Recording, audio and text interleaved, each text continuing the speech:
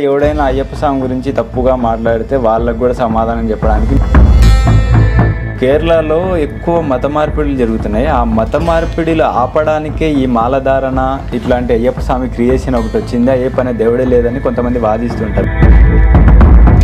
శబరిమల కొండ మీదకి స్త్రీలు వెళ్ళొద్దని చెప్పినారు, కానీ ఏ అయ్యప్ప గుడికి వెళ్ళొద్దని ఇక్కడ లేదు.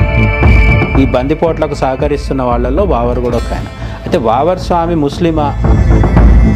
ధర్మం పైన ఇట్లా మన శాస్త్రం పైన తప్పుగా మాట్లాడితే వాడిని అక్కడే చెప్పుతో కొట్టడము నరికిపడడం చేస్తే మారుతారు స్వామి. ఇప్పుడు వైలెన్స్ అల్లా గురించో లేకుంటే మహమ్మద్ ప్రవక్త గురించో ఎవడన్నా వచ్చి మాట్లాడితే వాడు బతుకుతాడా మరుసటి రోజు?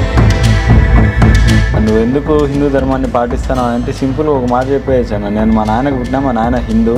పులిపాలు తీసుకొచ్చి తల్లికి తలనొప్పి ఆరోగ్యం దగ్గర బాగు చేయడానికి మాత్రమే రాలేదు మణికంఠ.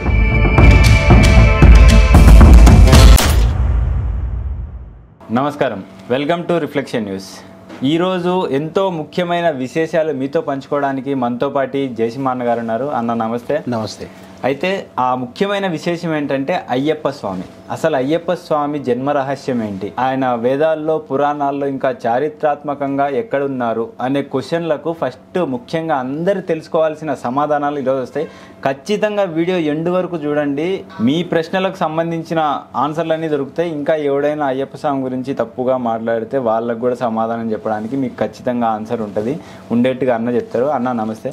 అయితే అన్న, ఇప్పుడు అయ్యప్ప స్వామి వేదాల్లో పురాణాల్లో చారిత్రాత్మకంగా ఉన్నాడా? అసలు అయ్యప్ప స్వామి జన్మించాడా లేదా? అంటే కొంతమంది వాదిస్తున్నది ఏంటంటే అయ్యప్ప స్వామి మూమెంట్ యాక్చువల్గా మనకు ఒక 100-150 సంవత్సరాలు అట్లా వెనక్కి వెళ్తే ఈ అయ్యప్ప స్వామి దీక్ష తీసుకొని ఇంత మంది అక్కడికి వెళ్ళేటోళ్ళు కాదు. లాస్ట్ 30 years 40 years నుంచి ఇంకా ఎక్కువ మంది వెళ్తున్నారు. ఎందుకంటే దీనికి 2 కారణాలు. అయ్యప్ప స్వామి మీద భక్తి పెరగడం ఒకటి, ఒకరిని చూసి ఒకరు వేసుకోవడం, మాల వేసుకోవడము, కోరికలు తీరినాయి అనుకోవడం, లేదంటే కార్తీక మాసంలో ఒక 40 రోజులు స్వచ్ఛంగా దీక్ష బ్రహ్మచర్యం పాటిస్తూ మద్యానికి మాంసానికి అన్నిటికీ దూరంగా ఉండాలి అనే కోరికతో కూడా కొంతమంది చేస్తుంటారు. అయితే బేసిక్గా ఇప్పుడు కేరళలో ఎక్కువ మత మార్పిడులు జరుగుతున్నాయి. ఆ మత మార్పిడిలు ఆపడానికే ఈ మాలధారణ ఇట్లాంటి అయ్యప్ప స్వామి క్రియేషన్ ఒకటి వచ్చింది. అయ్యప్ప అనే దేవుడే లేదని కొంతమంది వాదిస్తుంటారు. దానికి కూడా మీ సమాధానం? నేను ఇప్పుడు అదే అనబోతున్నాను. ఇది అయ్యప్ప స్వామి దీక్ష కొన్ని హిందూ సంఘాలు కావచ్చు, లేదంటే కొంతమంది హిందువుల్లో ఉన్న ఆలోచన పరులు కావచ్చు, వీళ్ళు కావాలని ఉద్దేశపూర్వకంగా ఇది ఒక ఉద్యమాన్ని తీసుకొచ్చారు కేరళలో ఉన్న అయ్యప్ప స్వామి గురించి అని ఒక కాన్స్పిరసీ థియరీ ఒకటి ఉంది. కానీ మనం జాగ్రత్తగా హిందూ సమాజాన్ని గమనిస్తే మనం ఇప్పుడు ఒక రోజు శివరాత్రి ఉత్సవం వాళ్ళు వచ్చినప్పుడు మనల్ని అందరినీ లింగానికి పోయి పాల్పోయండి అని ఎవరైనా చెప్తున్నారా? మన ఇంట్లో పెద్దోళ్ళు చెప్తారు తప్ప మనకు అంటే ఫత్వాలు జారీ చేసే సంస్కృతి కానీ, చర్చ్లో పాస్టర్లు కూర్చోబెట్టి ప్రేయర్ చేయించే సంస్కృతి కానీ హిందూ మతంలో లేదు. ఎవరికి వాళ్ళు వ్యక్తిగతంగా మనకు భక్తి కలిగితే మనం పూజిస్తాం, లేదు మన కుటుంబ పెద్దలు చెప్తే పూజిస్తాం, లేదంటే మన ఇంటి పురోహితుడు చెప్తే పూజిస్తాం. అంతే తప్ప మనకి మొత్తంగా అందరినీ కలుపుకొని తీసుకెళ్ళి ఒక కొత్త పూజ కానీ ఒక దీక్ష కానీ చేయించడం అనేది లేదు. అయ్యప్ప స్వామి దీక్షకు గమనిస్తే కూడా గత ఒక 30-40 సంవత్సరాలు 50 సంవత్సరాలు క్రమంగా పెరుగుతూ వస్తుంది. ఇక్కడ ఇది ఒక రోజులో జరిగింది కాదు. అయితే ఒక 100 years బ్యాక్, ఒక సెంచరీ బ్యాక్, శతాబ్దం వెనక్కి వెళ్తే అయ్యప్ప దీక్ష ఇంత ఉధృతంగా ఉందా అంటే లేదు అంటే అర్థము కేరళలో కూడా లేదని కాదు.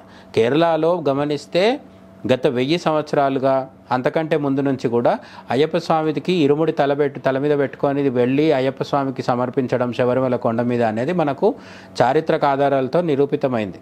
ఇందులో పెద్ద ఏమంటారు మనం ప్రచారం చేస్తున్నది ఏం లేదు. నిజంగా కూడా పందల వంశం ఇప్పుడు ఎవరైతే ఆ సంక్రాంతి రోజు నగలు అవన్నీ తీసుకొని వచ్చి అయ్యప్ప స్వామికి అలంకరిస్తారో ఆ వంశం వాళ్ళు అనేక తరాలుగా అయ్యప్ప స్వామి పూజ చేస్తున్నారు. శబరిమల కొండ మీద 18 మెట్లు ఉన్నాయి. అక్కడ అయ్యప్ప స్వామి విగ్రహం ఉంది. అంటే 2-3 సార్లు ఆ గుడికి ప్రమాదం, అంటే అగ్ని ప్రమాదం ఒకసారి వాటిల్లడం ఇటువంటివి జరిగినాయి. కానీ ఎన్ని జరిగినా సరే అక్కడ ఒక క్షేత్రం ఉంది అనేది అయితే వాస్తవం. ఇప్పుడు కాశీ లాంటి క్షేత్రాలు, అయోధ్య లాంటి క్షేత్రాలు అయితే 1000 సంవత్సరాలుగా ఉన్నాయి. అయ్యప్ప స్వామి శబరిమల కొండకి కూడా అటువంటి చాలా చరిత్ర ఉంది. రాముడు కూడా అక్కడికి శబరిమాత కోసమని రాముడు త్రేతాయుగంలో వచ్చిండని కూడా పురాణాలు చెప్తున్నాయి. ఆ విధంగా అయ్యప్ప స్వామికి సంబంధించినది కూడా చాలా పురాతనమైన చరిత్ర ఉంది. అయితే ఇక్కడ వచ్చిన సమస్య ఏంటంటే, కొంతమంది చెప్తున్నది ఏంటంటే, ఈ అసలు అయ్యప్ప అనే పేరు వినగానే సంస్కృతంలాగా అనిపించట్లేదు కదా. మన మిగతా పేర్ల దేవుళ్ళ పేర్లు ఎట్లుంటాయి? ఇప్పుడు పార్వతీదేవి, లేదంటే దుర్గాదేవి, రాజరాజేశ్వరి దేవి, శివుడు, శంకరుడు, లేదంటే కృష్ణుడు, రాముడు, ఇవన్నీ ఉన్నాయి కదా. ఇవన్నీ సంస్కృతమైన పేరు, సంస్కృతంతో కూడుకున్న పేర్లు. అయ్యప్ప అనేది అక్కడ స్థానికంగా జనాలు పిలుచుకునే పేరు. కాబట్టి ఈ దేవుడిని సృష్టించిండు అనేది కూడా ఒక ప్రచారం జరుగుతుంది. అంటే మీరు అన్న దాని ప్రకారం పందలరాజు వంశానికి సంబంధించిన వాళ్ళు అక్కడ ఇట్లా దేవుని ఆలయాన్ని ఇట్లా చూస్తున్నారు, నిర్వహిస్తున్నారు. సో ఈ పందలరాజు వంశం అనేది 10th లో వచ్చింది. అవును. పాండ్యరాజుల బిడ్డ ఈ పందలరాజు అనేది ఒకటి ఉంటుంది. సో కానీ అయ్యప్ప స్వామి అనే ఆయన లైక్ ఆల్మోస్ట్ క్షీరసాగర మదనం జరిగినప్పుడు జన్మించాడని ఒక పురాణం చెప్తాను. సో అన్ని కోట్ల సంవత్సరాల క్రితం క్షీరసాగర మదనం అనేది ఇప్పుడు జరిగింది కాదు కదా. అన్ని కోట్ల సంవత్సరాల క్రితం జన్మించిన ఆయన ఇన్ని కోట్ల సంవత్సరాలు చిన్న పిల్లోడిగా అడవిలోనే ఉన్నాడా? ఆ పిల్లోడు ఈ పందలరాజుకు దొరికినాడా? ఇది అంటే నమ్మశక్యంగా లేదా? నిజానికి అయ్యప్ప స్వామి గురించిన నేను అదే చెప్తున్నాను. అయ్యప్ప స్వామి అనేది కేరళలో స్థానికంగా ఉన్న వాళ్ళ మలయాళ భాషలోంచి వచ్చిన పదం. కానీ అసలు అయ్యప్ప స్వామిని ఏమనాలి అంటే శాస్త అనాలి. ధర్మశాస్త, లేదంటే శాస్త. ఇంకా చాలా పేర్లు ఉన్నాయి, మహాశాస్త, మోహిని శాస్త, ఇటువంటి అనేక పేర్లు ఉన్నాయి. మనకు కేరళకి వెళ్తే శబరిమల కొండ మీద ఉన్న అయ్యప్ప స్వామి మనకు బాగా తెలుసు. అయితే నిజానికి మధ్య కాంట్రవర్సీ కూడా జరిగింది కదా, స్త్రీలు ఎందుకు వెళ్ళొద్దు అని చెప్పేసి కూడా జరిగింది కదా. శబరిమల కొండ మీద ఉన్న అయ్యప్ప స్వామి నైష్టిక బ్రహ్మచారి రూపంలో అక్కడ కొలువై ఉన్నాడు. కాబట్టి ఒక వయసుకు సంబంధించిన స్త్రీలు, చిన్నపిల్లలు, మళ్ళీ పెద్దవాళ్ళు వెళ్ళొచ్చు. ఒక వయసు స్త్రీలు మాత్రం వెళ్ళవద్దు. అయితే కోర్టుకు వెళ్ళడము అదంతా పెద్ద రభస జరిగింది. కానీ మనం గమనించాల్సింది ఏంటంటే, శబరిమల కొండ మీదకి స్త్రీలు వెళ్ళొద్దని చెప్పినారు, కానీ ఏ అయ్యప్ప గుడికి వెళ్ళొద్దని ఇక్కడ లేదు. కేరళలో అనేక చోట్ల శాస్త ఆలయాలు ఉంటాయి.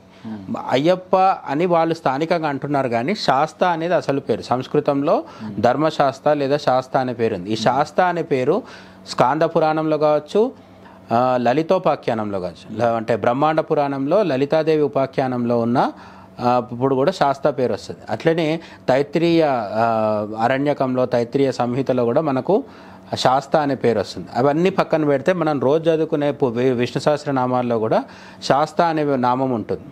ఓకే, శాస్త ఆయన మహాన్ ఉంటుంది. విష్ణు నామాల్లో కూడా ఆ పేరు ఉంటుంది. ఎందుకు ఉంటుంది అంటే, హరిహరసుతుడు కాబట్టి, ఆయన విష్ణువు యొక్క అంశతో ఉన్నవాడు కాబట్టి అయ్యప్ప పేరు విష్ణు సహస్రనామాల్లో కూడా దొరుకుతుంది మనకి. శాస్త అన్న అయ్యప్ప అన్న ఒకటే. ఎందుకు అంటే, శాస్త అనే పేరు వినగానే మనకేం గుర్తొస్తుంది? శాస్త్రం అనే అంటే అర్థం ఏంటి? గురువు. శాస్త్రాల్ని బోధించే వాళ్ళని మనం ఏమంటాం? గురువులు అంటాం. అయ్యప్ప స్వామి గురువు స్వరూపం అనమాట. అదే టైంలో ధర్మరక్షణ కూడా చేస్తాడు, రాక్షసుల్ని అంతం చేస్తాడు. కాబట్టి ఆయన జ్ఞాన స్వరూపము, ధర్మస్వరూపం. ధర్మాన్ని రక్షించేవాడు, జ్ఞానాన్ని. ఇప్పుడు కృష్ణుడు ఎట్లయితే కంసుడిని సంహరించడం ద్వారా ధర్మాన్ని రక్షించాడు, అదే విధంగా భగవద్గీతను బోధించినప్పుడు జగద్గురువు అయినాడు. అట్లా అయ్యప్ప స్వామి కూడా నిజానికి శాస్తా గీత అని కూడా ఉంది. అది మనం చెప్పుకుందాం. అయితే ఇప్పుడు మన ప్రధానమైన డౌట్ ఏంటంటే, వేదాల్లో అయ్యప్ప స్వామి ఉన్నాడా లేదా అని. స్వయంగా పరమశివుడు కూడా నేను మహాశాస్త్ర స్వరూపంలో నా అంశతో వస్తానని పార్వతీదేవికి చెప్పడం జరిగింది. అది వేదంలో ఉంది. ఆ తర్వాత పురాణ కాలంలో నేను చెప్పినట్టు స్కాంద పురాణంలో, బ్రహ్మాండ పురాణంలో కూడా శాస్త్ర ప్రస్తావన ఉంది. అయితే మన క్వశ్చన్ ఏంటి అంటే, క్షీరసాగర మథనం టైంలో అయ్యప్ప స్వామి జన్మించాడని అనుకుంటున్నాం కదా, ఇది పెద్ద అపోహ. అయ్యప్ప స్వామి క్షీరసాగర మథనం టైంలో జన్మించలేదు. ఎందుకు అంటే, మోహిని అవతారం విష్ణుమూర్తి అనేక సార్లు తీసుకోవడం జరిగింది. ఈ మోహిని అవతారం క్షీరసాగర మథనం టైంలో ఎందుకు తీసుకున్నాడంటే, అమృతము రాక్షసులకు దక్కకూడదు కాబట్టి మోహిని అవతారంలో వాళ్ళని మోహింపజేసి దేవుళ్ళకి, అదే 33 కోట్ల దేవుళ్ళు ఎవరైతే ఉన్నారో వాళ్ళందరికీ అమృతాన్ని పంచడం కోసం మోహిని అవతారం తీసుకున్నారు. ఆ అవతారం రూపంలో ఆ మోహిని అవతారంగా విష్ణువు వచ్చినప్పుడు శాస్త్ర పుట్టలేదు. అట్లనే ఇంకొకసారి భస్మాసురుణ్ణి సంహరించడానికి కూడా మోహిని అవతారం ఎత్తుతాడు విష్ణువు, అప్పుడు కూడా కాదు. అయితే ఒకసారి మోహిని అవతారం ఇప్పుడు క్షీరసాగర మథనం టైంలో మోహిని అవతారం ఎత్తినప్పుడు ఆ మోహిని అవతారంలో ఉన్న విష్ణువుని అక్కడ శివుడు ఉండి చూడడు. ఆయన హాలాహలను తాగేసి తీసేసుకొని వెళ్ళిపోతాడు. వెళ్ళిపోయిన తర్వాత నారదుడు కైలాసానికి వెళ్ళి విష్ణుమూర్తి మోహిని అవతారం దాల్చినప్పుడు చాలా అద్భుతమైన సౌందర్యంతో వెలిగిపోయినాడు, ఆయన గురించి అందరూ మాట్లాడుకుంటున్నారు అని శివుడు ముందు చెప్తాడు అనమాట. చెప్తే శివుడు పార్వతీదేవి వైకుంఠానికి వెళ్తారు. వెళ్ళి శివుడు అడుగుతాడు నారాయణుడిని, ఈ మోహిని అవతారంలో నువ్వు చాలా అద్భుతంగా కనిపించినావు అంట కదా, ఇప్పుడు నా కోసం మళ్ళీ మోహిని అవతారం దాల్చమని అడుగుతాడు. ఉన్నప్పుడు ఆ తర్వాత ఇంకా కొంత కథ సాగుతుంది. తర్వాత ఏంటంటే విష్ణుమూర్తి మోహిని అవతారం శివుడి కోసం అని మళ్ళొకసారి దాలుస్తాడు. అప్పుడు మోహిని అవతారాన్ని చూసి శివుడు మోహిస్తాడు.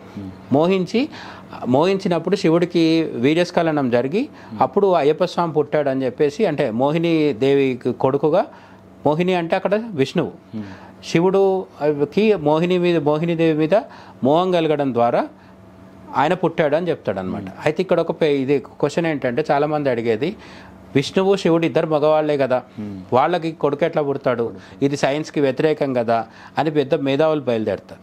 ఆ పెద్ద మేధావులకి చాలా సింపుల్ ఆన్సర్ ఏంటంటే అక్కడ ఇద్దరు మగవాళ్ళకి పుట్టలేదు. మోహిని అవతారంలో విష్ణుమూర్తి ఉన్నాడు, అంటే విష్ణువు స్త్రీ రూపంలో ఉన్నాడు. స్త్రీకి కొడుకు పుట్టడంలో ఆశ్చర్యం ఏముంది? కాబట్టి అంటే మామూలుగా మనుషులు కూడా ఈ జన్మలో మగవాళ్ళు ఉన్న వాళ్ళు అందరూ పోయిన జన్మలో స్త్రీలు ఉండొచ్చు, లేదు వచ్చే జన్మలో మళ్ళీ ఇప్పుడు స్త్రీలు ఉన్న వాళ్ళు పురుషులుగా పుట్టచ్చు. కాబట్టి హిందూ మతం కర్మ సిద్ధాంతం ప్రకారం ఏం చెప్తుందంటే స్త్రీ పురుషుల జన్మలు ఎత్తడం అనేది మన పాపపుణ్యాలకు అనుకూలంగా, అంటే మనం ఎక్కడ ఏ విధమైన అనుభవాలు పొందాలో దానికి తగ్గట్టుగా మనం స్త్రీలుగా పురుషులుగా పుడుతూ ముందుకు సాగుతూ ఉంటాం, చివరికి మోక్షం పొందాలి. కాబట్టి విష్ణుమూర్తి ఇప్పుడు మత్స్యావతారం పొంది అది జంతువు, వరాహ అవతారంలో జంతువు, అట్లనే నరసింహావతారంలో సగం మనిషి సగం జంతువు, వామనావతారం, రామావతారం, పరశురామ అవతారం ఇవన్నీ మానవ అవతారాలు. అంటే విష్ణువు జంతువుగా పురుషుడిగా కూడా జన్మించాడు, అట్లనే స్త్రీగా కూడా పురుషుడిగా జన్మించినట్టే స్త్రీగా కూడా జన్మించాడు. అయితే లలితోపాఖ్యానంలో ఇంకేం చెప్తున్నారంటే విష్ణువు మోహిని అవతారం దాల్చినప్పుడు మోహిని అవతారంలో మోహిని రూపంలో అక్కడ ఉన్నది విష్ణువు కాదు, విష్ణువులో లలితాదేవి అంశ ఉంది. ఆ అంశ వల్ల మోహిని అవతారంలో ఆయన అంతగా అద్భుతంగా శివుడిని మోహింపజేయాలంటే ఇంకెవ్వరి వల్ల కాదు. నిజానికి శివుడు మన్మథుడిని మూడో కన్ను తెరిచి భస్మం చేసేసినవాడు, అంటే మన్మథుడే ఆయనని మోహింపజేయలేకపోయినప్పుడు మరి ఆయనను మోహింపజేయగలిగేది ఎవరు? కేవలం పార్వతీదేవి మాత్రమే. శివుడు ఎవరి పట్ల మోహం పొందుతాడంటే శివుడు పురుష స్వరూపం, ప్రకృతి పార్వతీదేవి. కాబట్టి పురుషుడు ప్రకృతి మధ్య మోహం కలగడం అనేది సహజం. అయితే విష్ణుమూర్తిని చూసి మోహించిండు అనేది కాదు అక్కడ అర్థం.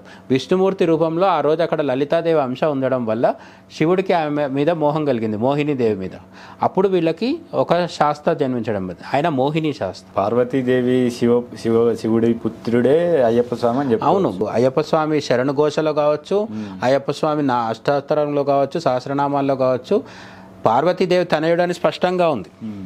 ఓకే, అంటే ఆయన విష్ణుమూర్తికి తనయుడు అయి ఉంటే పార్వతీదేవి తనయుడు అని చెప్పొద్దు కదా. విష్ణుమూర్తి స్వరూపంలో అక్కడ ఉన్నది అమ్మవారే, కాబట్టి అమ్మవారికి కూడా ఆయన కొడుకు అవుతాడు. అయితే ఇదంతా జరిగింది కొన్ని కోట్ల సంవత్సరాల కిందట.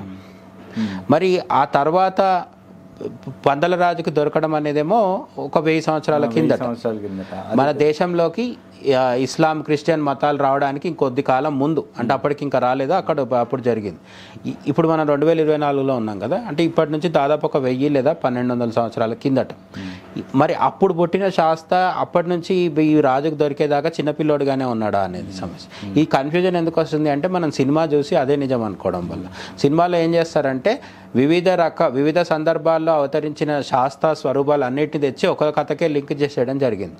సో క్షీరసాగరం సమయంలో మోహిని అవతారం ఎత్తడము, దాని గురించి నారదుడు చెప్పడము, శివుడు వెళ్ళి ఆ మోహిని దేవిని చూసినప్పుడు మోహం కలగడము, అప్పుడు శాస్త్ర పుట్టడం అనేది ఆ యుగంలో జరిగింది. తర్వాత కోట్లాది సంవత్సరాలు జరిగిపోయినాక ఈ కాలంలో పుట్టింది ఎవరు అంటే మణికంఠుడు.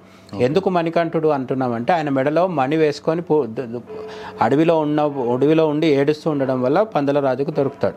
దొరికినప్పుడు ఆయన మెడలో మణి ఉంది కాబట్టి మణికంఠుడు అన్నారు. ఇదెందుకు జరిగింది అంటే కేరళలో ఒక రాజు ఇచ్చిన శాపం వల్ల మణికంఠుడిగా అవతరించాల్సి వచ్చింది. నువ్వు 12 ఏళ్ళు మానవ రూపంలో ఉండి మనుషులకు ఉండే అనేక సమస్యలన్నింటినీ కూడా ఎదుర్కొంటూ ఇక్కడ మనిషి రూపంలో భూమి మీద జీవించాలని ఆయన శపించాడు అన్నట్టు. అది ఇంకొక పెద్ద కథ, అది కూడా మన గ్రంథాల్లో ఉంది. ఇక్కడ ఇంకొక ఇంపార్టెంట్ విషయం ఏంటంటే అయ్యప్ప స్వామి బ్రహ్మచారి అనుకున్నాం కదా, ఇంతకుముందు మనం మాట్లాడుకున్నాం. శబరిమల కొండ మీద మనం 18 మెట్లు ఎక్కి వెళ్తున్న, దీక్ష చేసి వెళ్తున్న 18 ఏదైతుందో ఈ 18 ఎక్కి మనం శబరిమల కొండ మీద దర్శనం చేస్తున్న స్వామి మాత్రమే నైష్టిక బ్రహ్మచారి. అదే మనకు కేరళలో కావచ్చు, తమిళనాడులో కావచ్చు, చాలా చోట్ల ధర్మశాస్త్ర విగ్రహాలు ఉంటాయి, ఇంకా ఆలయాలు ఉంటాయి. అక్కడ ఆయనకు 2 భార్యలతో కలిసి ఉంటాడు, పూర్ణ పుష్కలాంబ అని చెప్పి. పూర్ణ పుష్కలాంబ సమేత ధర్మశాస్త్ర అనేది ఆయన నామాల్లో కూడా ఉంటుంది మనకి. అయితే శబరిమల కొండ మీద భార్యలతో లేడు కాబట్టి అక్కడికి స్త్రీలను, అంటే ఒక వయసు స్త్రీలని అనుమతించారు. మిగతా చోట్ల అందరూ స్త్రీలు కావచ్చు, పురుషులు కావచ్చు, అందరూ వెళ్ళొచ్చు. మరీ ముఖ్యంగా కంచి ఉంది కదా, మన సప్త మోక్షపురాలు అని చెప్పుకునే వాటిలలో శక్తిపీఠాల్లో కూడా కంచి ఒకటి. కంచి క్షేత్రపాలకుడు, ప్రతి క్షేత్రానికి ఒక పాలకుడు ఉంటాడు. ఇప్పుడు మనం కాశీ తీసుకుంటే అక్కడ విశ్వనాథుడు, విశాలాక్షి, డుంటి గణపతి, బిందు మాధవుడు అని ఇట్లా అనేక దేవాలయాలు, అనేక దేవుళ్ళు ఉంటారు. కానీ కాశీకి క్షేత్రపాలకుడు మాత్రం కాలభైరవుడు. కాలభైరవుడు అనేట ఆయన ఆ క్షేత్రాన్ని పరిపాలిస్తూ ఉంటాడు. అంటే మొత్తం ఆయన ఇన్ఛార్జ్ అనమాట. ఆయన ఆర్డర్లో ఆయన కంట్రోల్లో ఉంటుంది క్షేత్రం. అట్లా మనకు ప్రతి క్షేత్రానికి కూడా ఒక క్షేత్రపాలకుడు ఉంటాడు. కంచి క్షేత్రపాలకుడు ఎవరు అంటే ధర్మశాస్త్ర. అందుకని మీరు కంచి ఆలయంలో పోయినప్పుడు అమ్మవారి సన్నిధిలో ధర్మశాస్త్ర విగ్రహం ఉంటుంది. అక్కడ పూర్ణ పుష్కలాంబతో కలిసి ఉంటారు. ఈ పూర్ణ పుష్కలాంబ అనే అమ్మవార్లు ఎవరైతే ఉన్నారో వాళ్ళు కూడా మనకు లలితోపాఖ్యానంలో, మరి లలితా సహస్రనామాల్లో కూడా ఈ పూర్ణ పుష్కల అనే పేర్లు మనం సహస్రనామాల్లో చూస్తే దొరుకుతాయి. అంటే వాళ్ళల్లో కూడా అమ్మవారి అంశం ఉంది కాబట్టి వాళ్ళు అయ్యప్ప స్వామి భార్యలు అవ్వగలిగినారు. అయితే ఇక్కడ భార్య భర్త అంటే అర్థం ఏంటంటే మానవ సంబంధాలలాగా చూడకూడదు అనమాట. ఇప్పుడు మనం ఒక దీపం వెలిగిస్తాం, వెలిగించిన తర్వాత అందులోంచి వెలుతురు వస్తుంది. ఇప్పుడు ఆ దీపము వెలుతురు వేరువేరా? దీపం ఉంటుంది, వెలుతురు ఉండకుండా ఉంటుందా? అంటే రూమ్లో దీపం వెలుగుతుంది కానీ వెలుతురు ఉండొద్దు అంటే సాధ్యమా? అట్లనే సూర్యుడు ఉదయిస్తాడు, సూర్యుడు ఉదయించిన తర్వాత వెలుతురు వచ్చేస్తుంది. వెలుతురు రాకుండా సూర్యుడు మాత్రం రావాలంటే కుదురుతుందా? కుదరదు.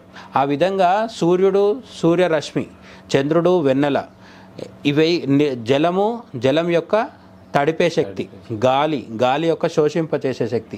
ఈ విధంగా దేనికైనా సరే ఒక శక్తి ఏదైతే ఉంటుందో అది సహజంగా దాంతో కలిసి ఉంటుంది.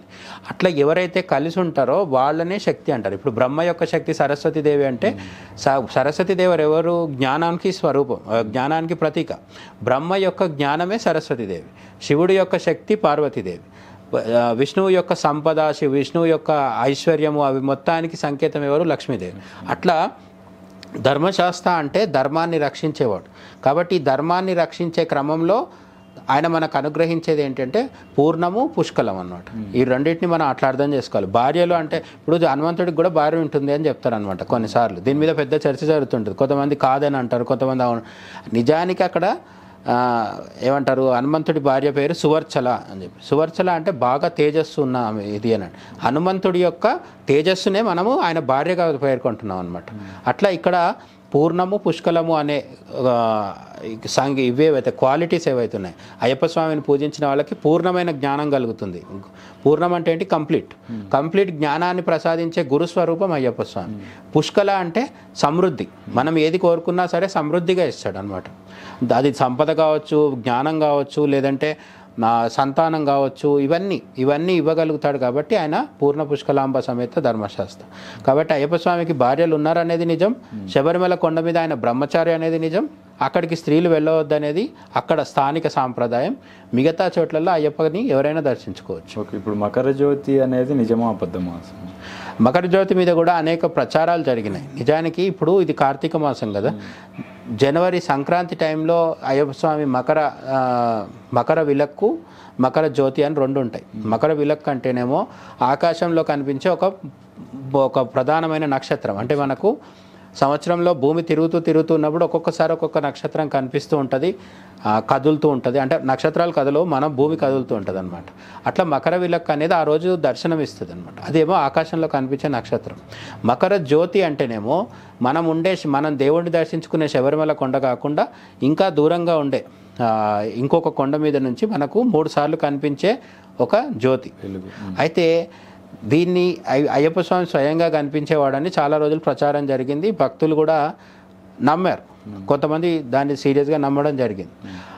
అయితే దాన్ని ఖండించిన వాళ్ళు కానీ సమర్థించిన వాళ్ళు కానీ ఎవరు లేరు. కేరళ ప్రభుత్వం కానీ, కేరళ అయ్యప్ప స్వామి ఆలయాన్ని నిర్వహించే ట్రావెన్కోర్ దేవస్వం బోర్డు కానీ వీళ్ళు ఎవరు కూడా అది అయ్యప్ప స్వామి అట్లా కనిపిస్తున్నాడని ఎక్కడ చెప్పలేదు. అట్లా అని వాళ్ళు ఖండించలేదు కూడా.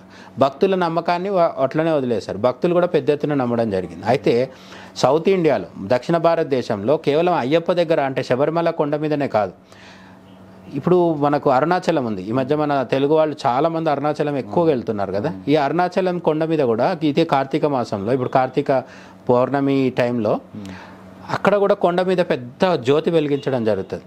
చాలా పెద్ద జ్యోతి, అది కొన్ని రోజుల పాటు వెలుగుతూ ఉంటుంది అనమాట. ఇక్కడ అరుణాచలం కొండ మీద ఎందుకు వెలిగిస్తారు అంటే, అరుణాచలం మీద కొండ ఉన్న దేవుడు ఎవరంటే అగ్నిలింగం. శివుడు అక్కడ అగ్నిస్వరూపంలో ఉంటాడు అనమాట. ఇప్పుడు శ్రీకాళహస్తిలో ఉన్నది వాయులింగం. అట్లా పంచభూత లింగాలు ఉన్నాయి మనకు. తమిళనాడులో 4, మన దగ్గర శ్రీకాళహస్తి ఉంది. శ్రీకాళహస్తిలో ఉన్నది వాయులింగం. అట్లా తిరువన్నామలైలో అంటే అరుణాచలంలో ఉన్నది అగ్నిలింగం. అగ్నిలింగానికి ప్రతీకగా అక్కడ కొండ మీద ఒక పెద్ద జ్యోతిని వెలిగించడం జరుగుతుంది అనమాట. ఆ జ్యోతి కొన్ని రోజుల పాటు వెలుగుతూ ఉంటుంది. దాన్ని కూడా చాలామంది దర్శించుకుంటారు. అది ఎంత దూరం అంటే కింద నుంచి కూడా కనిపిస్తూ ఉంటుంది చాలా రోజులు. అదే సాంప్రదాయం ప్రకారము శబరిమలలో కూడా ఒక వేరే కొండ మీద ఒక పూర్వకాలంలో గిరిజనులు వెలిగించేవాళ్ళు అనమాట. దాన్ని దూరం నుంచి దర్శించుకునే వాళ్ళు అయ్యప్ప స్వామిగా భావించి నమస్కారం చేసుకునేవాళ్ళు. అయితే ఆ రోజు ఆకాశంలో మకర విలక్కు అనే ఒక నక్షత్రం వస్తుంది. అదే అయ్యప్ప స్వరూపం అనేవాళ్ళు కూడా ఉన్నారు.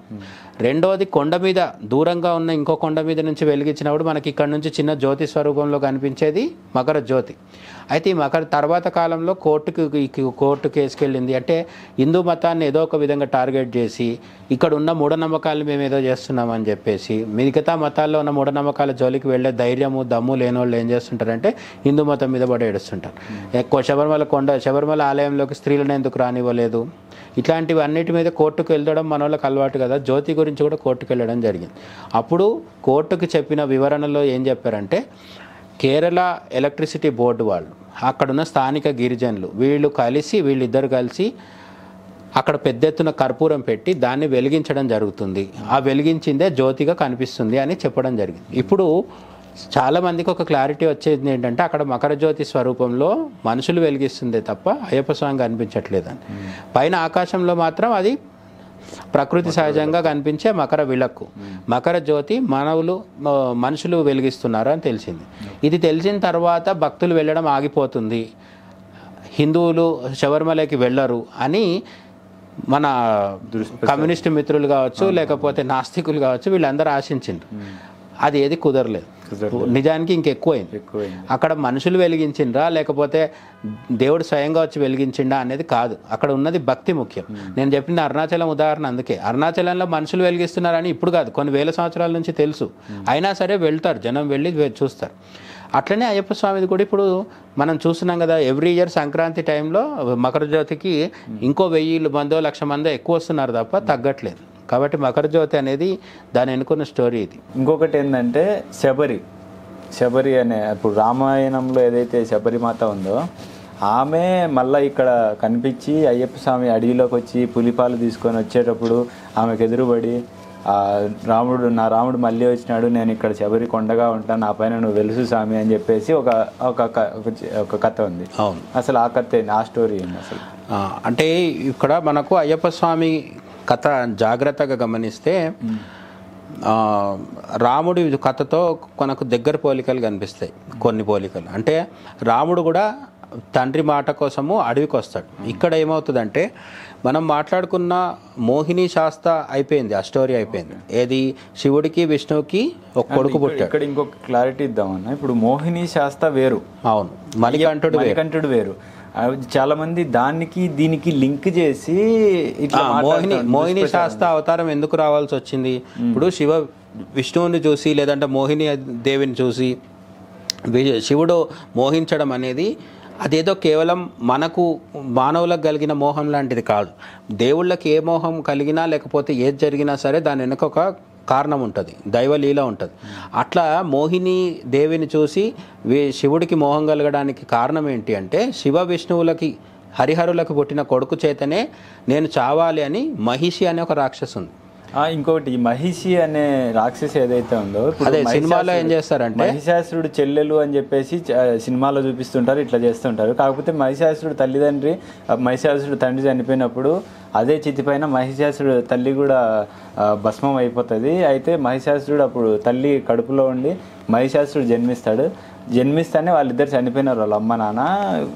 చనిపోయిన తర్వాత మళ్ళీ చెల్లెలు ఎట్లా పుడుతుంది? అదే అంటే ఇప్పుడు మోహిని శాస్త అని మనం చెప్పుకున్నాం కదా, మణికంఠుడు వేరు మోహిని శాస్త వేరు అని చెప్పుకున్నాం. మోహిని శాస్త కోట్ల సంవత్సరాల కిందట క్షీరసాగర మథనం తర్వాత కొంతకాలానికి అవతరించాల్సి ఎందుకు వచ్చింది అంటే, ఇద్దరు రాక్షసులు ఉండేవాడు, రంభుడు కరంభుడు అని చెప్పేసి. వాళ్ళిద్దరు అన్నదమ్ములు అనమాట. ఈ రంభుడు కరంభుడు ఇద్దరు ఉన్నప్పుడు ఈ రంభుడికి ఒక కూతురు ఉంది, అప్పటికే ఒక కూతురు ఉంది, ఆమె మహిషి. అయితే ఆమెకు తండ్రి వెళ్ళి తపస్సు చేస్తుంటాడు. ఎందుకు?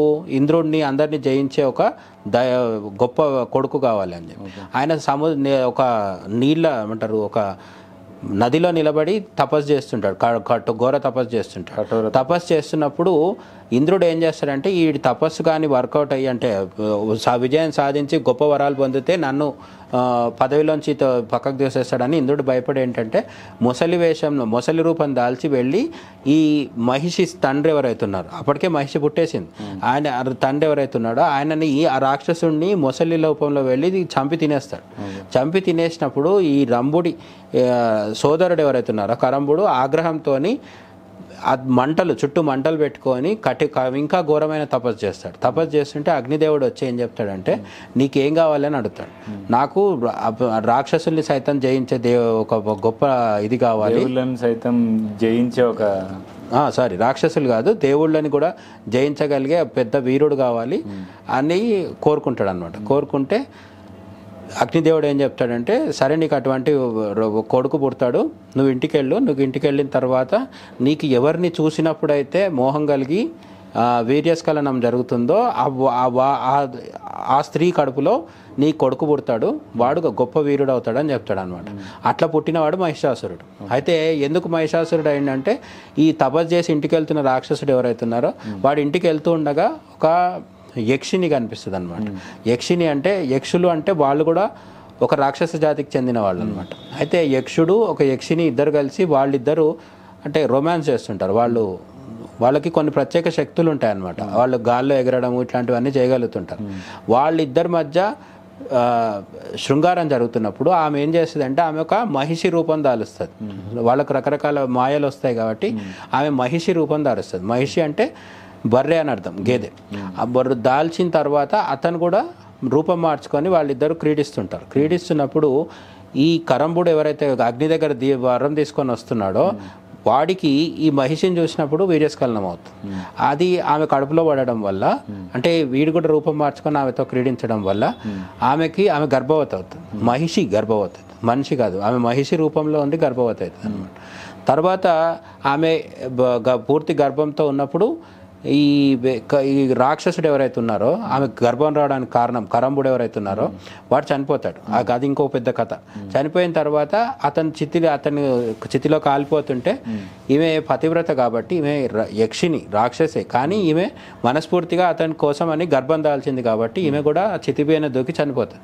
చితిపై దూకి మహిషి చనిపోతున్నప్పుడు మహిషాసురుడు పుడతాడు. అంటే మహిషాసురుడు పుట్టడంతోనే తల్లిదండ్రులు ఇద్దరు చనిపోయారు కాబట్టి మహిషాసురుడికి మళ్ళీ చెల్లెలు ఉండే అవకాశం లేదు. అయితే ఈ మహిషి ఎవరు అంటే, మహిషాసురుడి వాళ్ళ నాన్నకు సోదరుడు ఎవరైతే ఉన్నారో ఆయన కూతురు, అంటే కజిన్, పైగా అక్క, చెల్లెలు కాదు. చాలా మందికి సినిమాల్లో పొరపాటు ఏం చేస్తారంటే మహిషి చెల్లెలు అని చెప్తారు, కాదు, మహిషాసురుడి అక్క. అయితే మహిషాసురుడిని అమ్మవారు వచ్చి చంపేస్తుంది. వాడు స్త్రీల నుంచి రక్షణ కోరుకోడు కాబట్టి వాడు తర్వాత వెళ్ళి తపస్సు చేస్తాడు.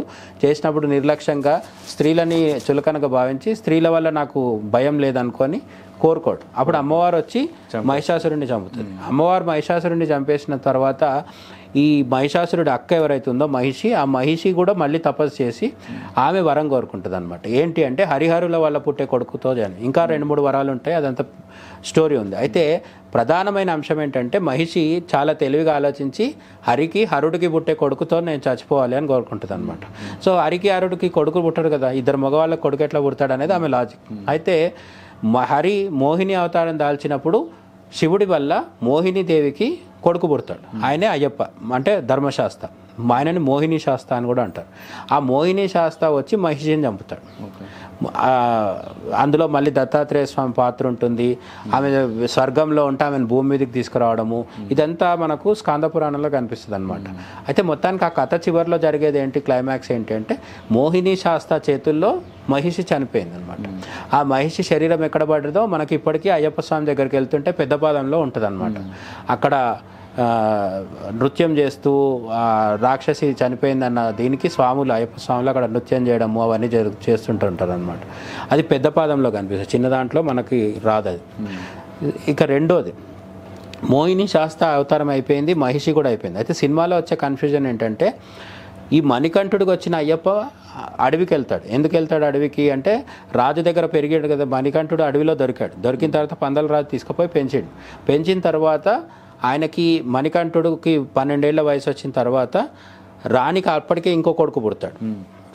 ఎందుకు రాముడి గురించి చెప్పాల్సి వచ్చిందంటే అయ్యప్ప స్వామి కథకి రాముడి కథకి కొంత పోలిక ఎందుకు ఉంటుంది అంటే ఈ రాణి ఎవరైతే ఉన్నారో రాణి తన కొడుకే రాజ్యం రావాలని అయ్యప్ప స్వామి మీద ఒక కుట్ర చేస్తుంది మంత్రితో కలిసి, కైకేయి లాగా.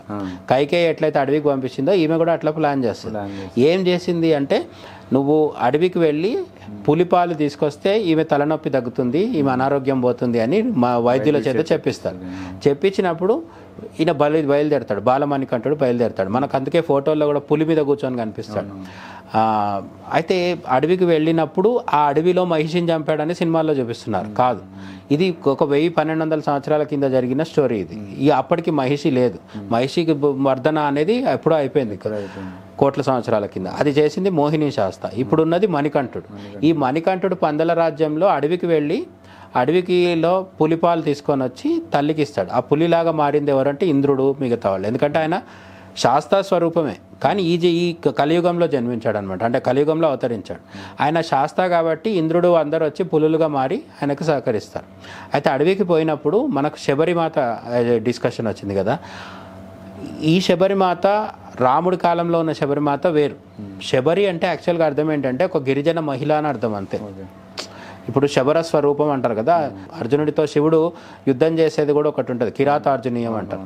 అక్కడ కూడా శబర స్వరూపంలో ఉన్నాడు శివుడు అని చెప్తారు అనమాట. అంటే ఒక గిరిజన స్వరూపంలో ఉండడాన్ని శబర అనే పదంతో చెప్తారు. అయితే శబరి అంటే ఒకరు అని కాదు అర్థం. శబరి అనే పాత్రకి ఆ పేరు ఎప్పుడైనా ఉండొచ్చు, ఎవరికైనా ఉండొచ్చు. ఆమె గిరిజన మహిళ అని అర్థం అంతే. అప్పుడు రాముడి కాలంలో ఉన్న శబరి మాత అక్కడ కూడా మనకు అపోహ ఉంటుంది, ఎంగిల్ పళ్ళు ఇచ్చిందని. కాదు, ఆమె రాముడి కోసం పళ్ళు తెచ్చేటప్పుడు ఒక్కొక్క చెట్టు మీద ఉన్న పండు రుచి చూసి ఆ చెట్టు మీద పండ్లన్నీ బాగుంటాయని నమ్మకం వచ్చినప్పుడు పండ్లు తీసుకొచ్చింది. రాముడికి ఎంగిల్ పళ్ళు పెట్టలేదు, చెట్టు దగ్గర ఉన్నప్పుడు రుచి చూసి జాగ్రత్తగా తెచ్చిందని రామాయణం చెప్తుంది అనమాట.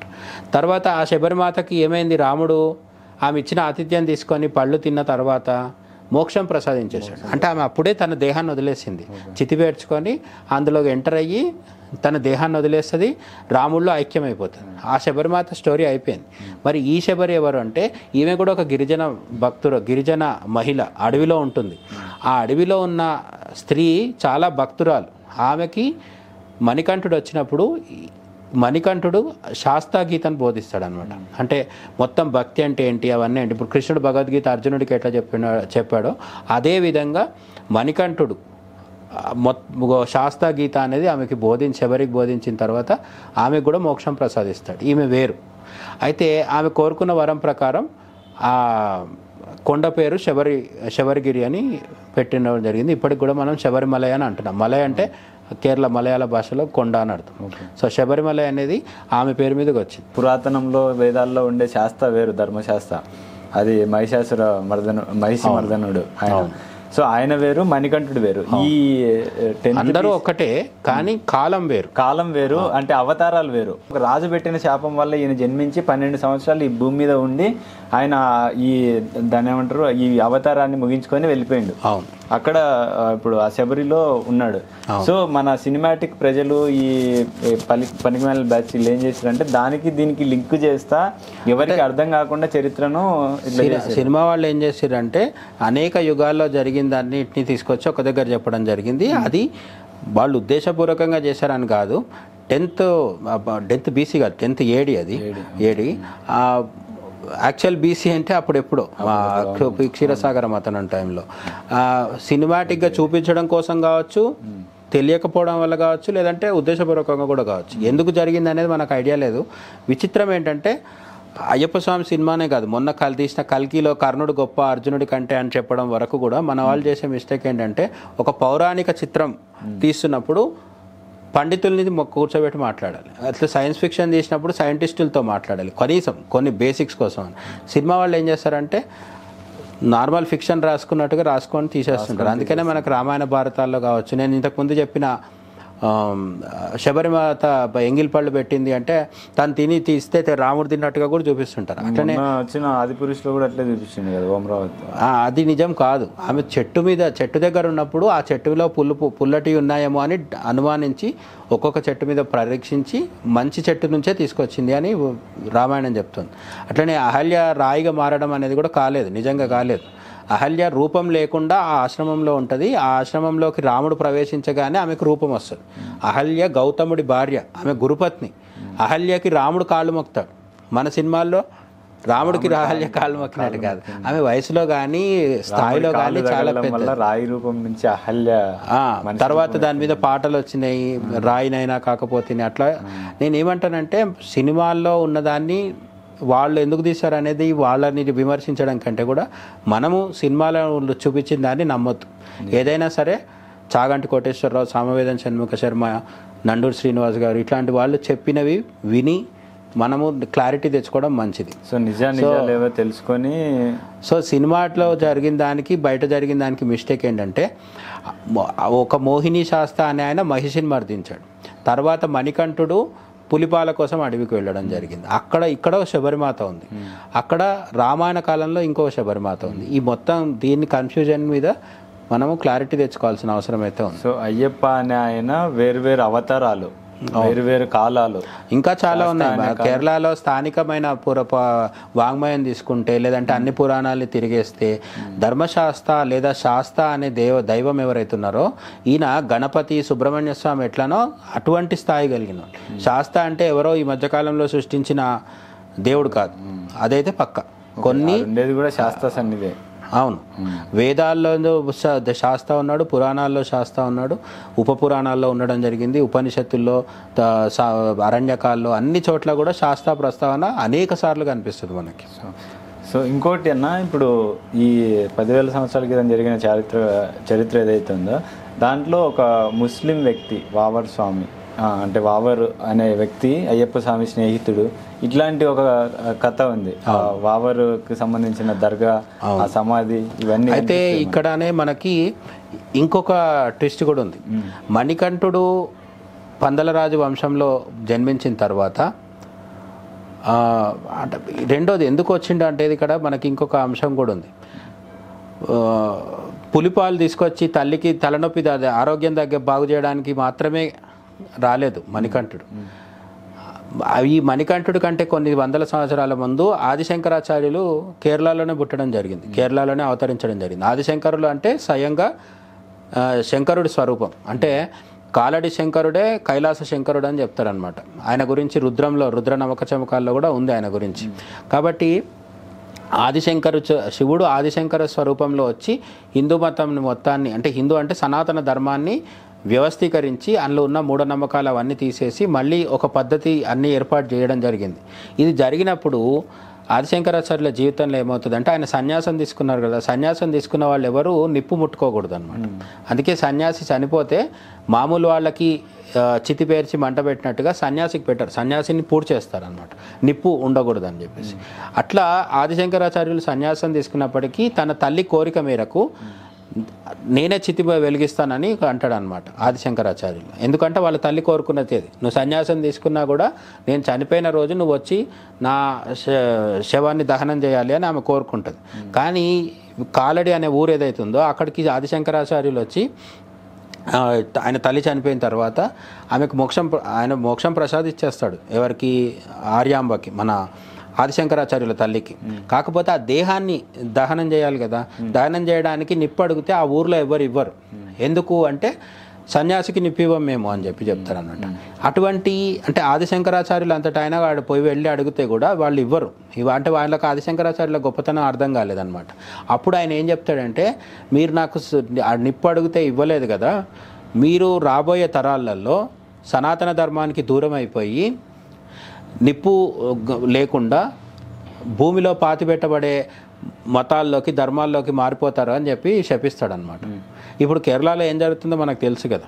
కేరళలో హిందువులు తగ్గిపోయి మిగతా 2 మతాలు రావడం వల్ల ఆ 2 మతాల వాళ్ళు సాధారణంగా సమాధి చేస్తారు. కాబట్టి నిప్పుతో పని లేకుండా సమాధి చేస్తారు. ఆయన శాపం అట్లా పనిచేస్తుంది అని ఒక ప్రచారం ఉంది. అయితే ఆదిశంకరాచార్యుల శాపం వల్ల ఏమైందంటే, ఆదిశంకరాచార్యుల తర్వాత ఆదిశంకరాచార్యుల అవతారం సమాప్తి అయిపోయిన తర్వాత కొన్ని రోజులకి కేరళలో ఉన్న శాస్త్ర ఆలయాలు కావచ్చు, ఇతర ఆలయాలు కావచ్చు, వీటన్నిటికీ రక్షణ లేకపోవడము, పూజలు పునస్కారాలు ఆగిపోవడము, సనాతన ధర్మం దెబ్బతినడం జరిగింది. ఆ దెబ్బతిన్న సనాతన ధర్మాన్ని పునరుద్ధరించి బాగు చేయడం కోసం అనేసి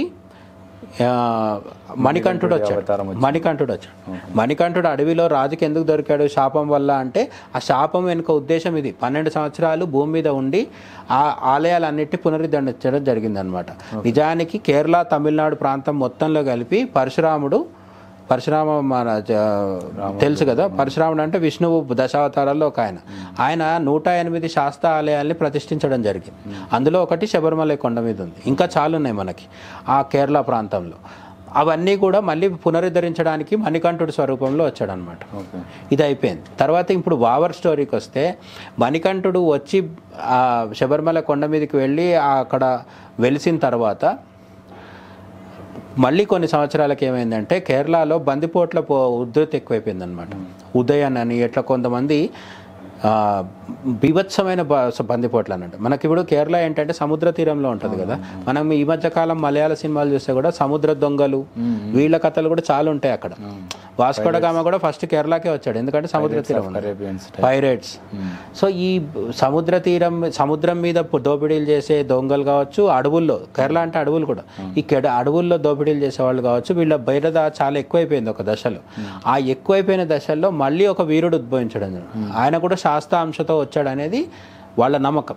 ఈ ముఖ్యంగా అయ్యప్ప అనే పేరు ఎక్కువ వారికి వాడేది ఈ లేటెస్ట్గా వచ్చిన ఆయన పేరు అనమాట. మణికంఠుడి కంటే కూడా ఇంకొక 200-300 ఇయర్స్ తర్వాత రావడం జరిగింది. ఈయనది కూడా చారిత్రకమైన ఆధారాలు ఉన్నాయి కొంతవరకు, అంటే కొన్ని గ్రంథాల్లో అక్కడ చెప్పడం జరిగిందనమాట. ఈ తర్వాత మూడోసారి వచ్చిన ఆయన ఎవరైతే, మోహిని శాస్త్ర అయిపోయింది, మణికంఠుడు అయిపోయింది. మణికంఠుడు తర్వాత వచ్చిన అయ్యప్ప స్వామి ఎవరైతే ఉన్నారో, ఆయన ఈ బందిపోట్లందరినీ నియంత్రించి వాళ్ళని చెడు మార్గం నుంచి సరైన మార్గంలోకి తీసుకొచ్చి ప్రజలకు మేలు చేయడం జరిగిందనమాట. వాళ్ళల్లో ఈ వావర్ కూడా ఒక ఆయన అనమాట. ఈ బందిపోట్లకు సహకరిస్తున్న వాళ్ళల్లో వావర్ కూడా ఒక ఆయన. అయితే వావర్ స్వామి ముస్లిమా అనేది కూడా ఒక సమస్య. ఇప్పుడు మనం స్వాములందరూ వెళ్ళినప్పుడు ముఖ్యంగా అట్లీస్ట్ మొదటిసారి వెళ్తున్న వాళ్ళైతే వావర్ స్వామి ఆ మసీద్ దగ్గరికి వెళ్ళి, ఆ మసీద్ లోపలికి సహజంగా ఎవరిని రానివారు కూడా వాళ్ళు. వీళ్ళు చుట్టూ తిరిగి వస్తారు, మూసేసి ఉన్నా కూడా చుట్టూ తిరిగి వస్తారు, టెంకాయలు కొడతారు. అయితే దీంట్లో 2 చర్చలు ఉన్నాయి. అంటే అప్పుడెప్పుడో ఉన్న విష్ణువుల కొడుకైన అయ్యప్ప స్వామిని తీసుకొచ్చి ముస్లిం మతంతో కలపడం ఏంటి అని కూడా వ్యతిరేకించే వాళ్ళు ఉన్నారు. అయితే వావర్ స్వామి ముస్లిం అనే దానికి ఆధారాలు లేవు నిజం చెప్పుకుంటే. ఆయన హిందూ అని కూడా ఇక్కడ చెప్పడానికి లేదు. ఆయన హిందూ అయి ఉండొచ్చు, ముస్లిం అయి ఉండొచ్చు. ఎందుకంటే అప్పటికి మణికంఠుడి కాలంలో, ఆదిశంకరాచార్యుల కాలంలో ఇస్లాం ఇంకా మన ఇండియాలోకి రాలేదు. కానీ మనం చెప్పుకుంటున్న ఇప్పుడు ఈ అయ్యప్ప పాత్ర ఏదైతే ఉందో, ఆ అయ్యప్ప అనే వీరుడు ఎవరైతే ఉన్నారో ఆయన కూడా పందల రాజ వంశంలోనే పుట్టినవాడు అనమాట. ఆయన వచ్చేటప్పటికి మాత్రం ఇస్లాం ఉంది మన దేశంలో, మా కేరళలో ఉంది. సో ఇప్పుడు ఈ వావర్ ముస్లిం అయి ఉండొచ్చు, కాకపోయి కూడా ఉండొచ్చు. చారిత్రక ఆధారాలు ఏం లేవు. అయితే వావర్ స్వామికి అయ్యప్ప స్వామి వరాలు ఇచ్చాడని, నా భక్తులు నీ దగ్గరకు వస్తారనేది ఇవన్నీ తర్వాత కాలంలో ప్రచారంలో ఉన్నాయి. కానీ దీనికి స్కాంద పురాణం వాటితో సంబంధం లేదు. అక్కడ స్థానికులు చెప్పేది మాత్రమే. పురాణం వేదాల్లో ఉండే శాస్త్ర వేరు, వేదాల్లో పురాణాల్లో ఉండే శాస్త్ర వేరు. ఆయన వేరు, ఇప్పుడు ఉండే మణికంఠుడు వేరు, ఇప్పుడు అయ్యప్ప వేరు. ఈ వావరు స్వామి వీళ్ళంతా వావర్ స్వామితో ఉన్న అనుబంధం మాత్రం అయ్యప్పకు ఉంది. ఓకే వావర్ స్వామి నిజమైన పాత్రే. ఓకే ఆయనకు అయ్యప్ప స్వామికి మధ్య మిత్రత్వం ఉంది. ఈ వావర్ కూడా ముందు చెడు మార్గంలో ఉండేవాడు, తర్వాత అయ్యప్ప స్వామి వల్ల మంచి మార్గంలోకి వచ్చాడు. అయితే ఆయన ముస్లిం అనే దానికి ఎక్కడ ఆధారాలు లేవు. అయి ఉండొచ్చు, లేకపోతే ఇక కాకపోవచ్చు. చెడు మార్గంలో ఉండి ఇట్లా దొంగతనాలు, రాబడులు, దోపిడీలు చేస్తూ ఇట్లా ఇట్లా దొంగగా వావర్ లాంటి వాళ్ళని చాలా మందిని అయ్యప్ప స్వామి సన్మార్గంలోకి తెచ్చి ఆ సమాజాన్ని అప్పుడున్న పరిస్థితులు బాగు చేశాడు అనమాట. ఓకే ఆ కథలో భాగంగా వావర్ స్వామికి కూడా ప్రాముఖ్యత వచ్చింది. మన వాళ్ళు ఇప్పటికి కూడా వెళ్తుంటారు. సో ఆ లెక్కన ఇప్పుడు ఈ కలికాలంలో ఎక్కడ ఏ అన్యాయం జరిగినా ఎట్లేదన్నా ఒక 500-600 ఇయర్స్కి ఒక అవతారం వచ్చే అవకాశం ఉందంటారా? ఖచ్చితంగా వస్తుంది. అంటే ఎప్పుడైతే ఇక్కడ అవతారం అంటే చాలామంది ఏమనుకుంటారంటే ప్రతిదీ పురాణంలో ఉంటుంది, ఆ పురాణంలో ఉన్న వాళ్ళే వస్తారు. కొన్నిసార్లు ఉండొచ్చు కూడా. కొన్నిసార్లు మనిషికి ఎవరైతే తమ చుట్టూ ఉన్న సమాజానికి మంచి చేస్తారో వాళ్ళని కూడా అవతారంగా భావిస్తారు. ఇప్పుడు ఛత్రపతి శివాజీ ఉన్నారు. ఛత్రపతి శివాజీ అవతారం అని మామూలుగా ఎక్కడ గ్రంథాల్లో లేదు, 18 పురాణాల్లో ఎక్కడ లేదు. కానీ ఛత్రపతి శివాజీ లేకపోతే ఈరోజు మనం ఉండేవాళ్ళం కాదు. లేకపోతే మొఘల్ సామ్రాజ్యం విస్తరించేసేది. భారతదేశం మొత్తము అప్పుడే గజ్వాయే హింద్ అయిపోయేది. ఇప్పటికి కూడా వాళ్ళు ప్రయత్నిస్తున్నారు గజ్వాయే హిందూ చేద్దామని చెప్పేసి. ఎందుకు భారతదేశంలో హిందూ మతము, సనాతన ధర్మము బతికి బట్టగట్టింది అంటే ఆ టైంలో ఆయన వచ్చాడు ఛత్రపతి శివాజీ. ఆయనకు అమ్మవారి అనుగ్రహం ఉంది, అమ్మవారు ఖడ్గాన్ని ఇచ్చింది అని చెప్తారు. ఇప్పుడు అమ్మవారు ఖడ్గాన్ని ఇచ్చినప్పుడు చూసిన వాళ్ళు ఎవరు అంటే ఉండదు, కాదు ప్రచారం. అది ఆ ప్రచారం నమ్మాలా వద్దా అనేది మన వ్యక్తిగతం. కానీ మన కళ్ళెదురుగా కనిపిస్తున్నది ఏంటంటే ఛత్రపతి శివాజీ అనే ఒక రాజు లేకపోయి ఉంటే ఈ దేశం ఇట్లా ఉండేది కాదు. ఈ మధ్య కాలంలో మనకు అంటే ఇప్పుడు నేను చెప్పేది కొంచెం కాంట్రవర్షియల్. మన కాలంలో ఉన్నాడు కాబట్టి మోడీ గొప్పతనం మనకు తెలియకపోవచ్చు. నరేంద్ర మోడీ 2014లో రాకపోతే ఈ దేశంలో ఏమయ్యేది అనేది చాలామందికి ఒక అవగాహన ఉంది. ఆయన వచ్చాడు కాబట్టి తెలియట్లా. కాబట్టి ఎప్పుడెప్పుడైతే సనాతన ధర్మానికి అదే చెప్తాడు భగవద్గీతలో, భగవద్గీతలో చెప్తాడు కదా, యదా యదా హి ధర్మస్య గ్లానిర్భవతి భారత అభ్యుత్థానం అధర్మస్య తదాత్మానం సృజామ్యహం అని చెప్తాడు. అంటే నన్ను నేను సృజించుకుంటానని చెప్తాడు. కాబట్టి అవతారాలు అంటే కేవలం మత్స్య కూర్మ వరాహ వామన ఆ అవతారాలు మాత్రమే అని కాదు. ఎప్పుడైనా సరే ధర్మానికి, దేశానికి ఏదన్నా ప్రమాదం వాటిల్లినప్పుడు ఎవరైతే వస్తారో, ఆయన ఛత్రపతి శివాజీ కావచ్చు, స్వామి వివేకానంద కావచ్చు, రామకృష్ణ పరమహంస కావచ్చు, మనం నమ్మడాన్ని బట్టి ఉంటుంది. ఒక్కొక్కరిని నమ్ముతారు. ఇది నమ్మకం మీద ఆధారపడినది. కానీ వాళ్ళు చేసిన మంచిని గుర్తించడం మాత్రం చాలా ప్రధానం. అయ్యప్ప స్వామి పైన ఉన్న డౌట్లన్నీ మీకు మ్యాక్సిమం క్లియర్ అయినాయి అనుకుంటా. ఇంకా ఏమైనా డౌట్ ఉంటే ఖచ్చితంగా అడగండి. దానికి సంబంధించిన ఆన్సర్లు మీకు అన్న చెప్పడానికి రెడీగా ఉన్నాడు. అండ్ వన్ మోర్ థింగ్ అన్న, ఈ బైరి నరేష్ అనే వ్యక్తి ఇష్టం వచ్చినట్టు మాట్లాడినాడు. ఇంకా కొంతమంది బాబు భోగినని, ఈ బ్రదర్ షరీఫ్, ఇట్లాంటి వీళ్ళందరూ ఉన్నారు కదా, సిరాజ్, ఈ వ్యక్తులందరూ ఇష్టం వచ్చినట్టు మాట్లాడుతూ అంటారు. కొంతమంది ఏమో దేవీ దేవతలు లేరు, కొంతమంది ఏమో విగ్రహారాధన లేదంటారు. ఈ బైరి నరేష్ ఏమో అయ్యప్ప స్వామి పైన ఇష్టం వచ్చినట్టు మాట్లాడతాడు. లైక్ ఇట్లాంటి తెలియకుండా, పురాణాలు, వేదాలు ఇవన్నీ తెలియకుండా ఇష్టం వచ్చినట్టు మాట్లాడుతూ అంటాడు. అసలు అయ్యప్పే లేడంటాడు. ఇట్లాంటి వ్యక్తులకు ఏమైనా స్ట్రాంగ్గా చెప్పగలరా? మనము వాళ్ళకి చెప్పడం కంటే హిందువులకు చెప్పడం ఇంపార్టెంట్. ఇప్పుడు వాళ్ళని మనం నోరు మోయించలేం. ఎందుకంటే మనం ఇప్పుడు పడుకున్నవాడిని లేపుతాం, పడుకున్నట్టు నటించేటవాడిని లేపలేం. మనం ఎన్నిసార్లు పిలిచినా వాడు కదలడు, పలకడు, ఉలకడు, పలకడు. అట్లా వాళ్ళు నాస్తికులుగా ఉండాలని నిర్ణయించుకున్న తర్వాత మనం వాళ్ళకి ఏం చెప్పలేం. అట్లనే కొన్ని ఇతర మతస్థులు, క్రిస్టియన్స్ కావచ్చు, ముస్లిమ్స్ కావచ్చు, వాళ్ళు కూడా వచ్చి హిందూ మతం మీద రాళ్ళేసిపోతుంటారు. ఇప్పుడు ఆ మతాల్లో లేవా అంటే ఆ మతాల్లో కూడా అనేక రకాల కథలు ఉంటాయి, బైబిల్లో కావచ్చు, ఖురాన్లో కావచ్చు. అవన్నీ మనం తీసి మాట్లాడుతూ కూర్చుంటే మరి వాళ్ళు హర్ట్ అవుతారు. వాళ్ళు మాత్రం మనల్ని ఏదైనా అనొచ్చు. అవి ఈ విధంగా కొంతమంది ఉన్నారు. వాళ్ళు ఎప్పటికప్పుడు మీడియాలో ఉండడానికో, న్యూస్లో ఉండడానికో రకరకాల కామెంట్ చేస్తారు. వాళ్ళని తీసుకొచ్చి ఇంటర్వ్యూలు చేసే మీడియా కూడా ఉంటుంది. ఇది ఎంత రోజు నడిచేది. హిందువులు ఫస్ట్ గ్రహించాల్సింది ఏంటంటే, మన శాస్త్రం మీద, మన దైవం మీద, మన మతం మీద, మన ధర్మం మీద మనకు విశ్వాసం ఉందా లేదా? ఇంకోటి ఏంటంటే ఎవడన్నా ఇట్లా మన ధర్మం పైన ఇట్లా మన శాస్త్రం పైన తప్పుగా మాట్లాడితే వాడిని అక్కడే చెప్పుతో కొట్టడము నరికిపడడం చేస్తే మారుతారు స్వామి. ఇప్పుడు వైలెన్స్ అల్లా గురించో లేకుంటే మహమ్మద్ ప్రవక్త గురించి ఎవడన్నా వచ్చి మాట్లాడితే వాడు బతుకుతాడా మరుసటి రోజు? నేను అదే అంటున్నాను, మనము ఆవేశానికి లోనయ్యి హింస గురించి డిస్కస్ చేస్తే ఇప్పుడు చర్చ పక్కదోవ పడుతుంది. హింస అనేది ఎప్పుడు కూడా పెద్ద పరిష్కారం ఏం కాదు. అసలు ఫస్ట్ వ్యక్తిగత స్థాయిలో నేనేమంటున్నానంటే హింస అవసరమా లేదా, వాళ్ళు మనల్ని నాకు ఇప్పుడు అంటే బయట జరుగుతున్నది ఏంటి మనం చూస్తున్నాం కదా, లవ్ జిహాద్ అనేది ఉంది, గజ్వా ఏ హింద్ అని ఉంది. అంటే ఈ దేశాన్ని కబలించాలని, సనాతన ధర్మం లేకుండా చేయాలని రెండు మతాల్లో ఉన్న అతివాదులు, అందరని కాదు, రెండు మతాల్లో ఉన్న ఏమంటారంటే మతోన్మాదం తలకెక్కిన వాళ్ళు ఉంటారు కదా, మతోన్మాదులు అన్నిట్లో ఉంటారు, హిందూ మతంతో సహా అన్ని మతాల్లో ఉంటారు. అయితే ఎందులో ఎక్కువ ఉన్నారు అనేది ఇంపార్టెంట్. అండ్ వాళ్ళ ఉద్దేశం ఏంటి? ఇప్పుడు జైన మతంలో ఉన్నవాడికి మతోన్మాదం పెరిగితే వాడు ఇంకెక్కువ ఉపవాసం ఉంటాడు. జైన మతంలో ఉన్నవాడికి మత పిచ్చి పెరిగితే ఏమవుతుంది అంటే ఇంకో 4 రోజులు ఎక్కువ ఉపవాసం ఉంటాడు. బట్ ఇంకో మతంలో ఉన్నవాడికి మత పిచ్చి పెరిగితే పక్కోడిని చంపేస్తాడు. ఇంకో మతంలో ఉన్నాడు మత మార్పిడి చేస్తాడు. ఈ విధంగా రెండు మతాలు మనల్ని ఏం చేస్తున్నాయంటే మన దేశాన్ని, ధర్మాన్ని కబలించి ఈ మతం ఇది మన ఇంకొక 25 ఇయర్స్ తర్వాత, 50 ఇయర్స్ తర్వాత, 100 ఇయర్స్ తర్వాత ఇక్కడ అసలు హిందూ మతం లేకుండా చేయాలనే టార్గెట్తో పనిచేస్తున్న వాళ్ళు ఉన్నారు కొంతమంది. వాళ్ళ బారి నుంచి మనల్ని మనం కాపాడుకుంటూ సనాతన ధర్మాన్ని మనం ఎట్లా రక్షించుకోవాలి అంటే హింస ప్రధానమైన పరిష్కారం కాదు. హింస వద్దని నేను చెప్పట్లేదు, అహింస అది కాదు. హింస అనేది చర్చ పక్కన పెడితే హింస కంటే కూడా ప్రధానమైనది ఏంటంటే ఖురాన్ చదివేటప్పుడు మోకాళ్ళు మడిచి కూర్చోవాలి, ఏమంటారు మక్కా వైపు తిరిగి చదవాలి అని వాళ్ళ ఇంట్లో చెప్తున్నారు. వాళ్ళ ఇంట్లో పిల్లలు దానికి సైంటిఫిక్ కారణం ఏంటి అని అడుగుతున్నారా? అట్లనే క్రిస్టియన్స్ మెడలో సిలువ వేసుకుంటున్నారు, ఆదివారం ప్రేయర్ చేస్తున్నారు. వాళ్ళు ఈ ప్రేయర్ వల్ల లాభం ఉందా అని సైంటిఫిక్ కారణం ఉందా అని పిల్లలు అడుగుతున్నారా? మన హిందువులలో మాత్రం పిల్లలకి ఎటువంటి అలవాట్లు చేస్తారు? పిల్లలు కాదు అసలు పెద్దోళ్ళకే. విభూతి పెట్టుకుంటే ఏంటి, సైంటిఫిక్ ఏముంది? నేనేమంటానంటే హిందూ మతంలో సైంటిఫిక్ రీజన్స్ హిందూ మతానికి సైంటిఫిక్ వ్యాలిడిటీ ఉండొచ్చు, అన్నీ ఉండొచ్చు. అవన్నీ తర్వాత అసలు ఎందుకు చెప్పాలంటున్నాను నేను. పెద్దలు చెప్పింది పాటించవచ్చు కదా. అన్నిటికి కారణం చెప్తేనే చేస్తారా? కారణం తెలిస్తే తర్వాత తెలుస్తుంది, ప్రతి దాంట్లో ఉండొచ్చు, కానీ ఫస్ట్ అయితే పాటించాలి కదా. నాకు తెలిసేదాకా నేను పాటించాను అంటే మిగతా మతాల వల్ల అట్లా ఉందా? లేదు. ఫస్ట్ మన హిందువులు మారాల్సింది ఏంటంటే పెద్దలు ఏదైతే చెప్పిండ్రో దాన్ని చేయాలి. విభూతి పెట్టుకోవడం కావచ్చు, తిలకం పెట్టుకోవచ్చు, నామం పెట్టుకోవడం కావచ్చు, బొట్టు పెట్టుకోవడం కావచ్చు.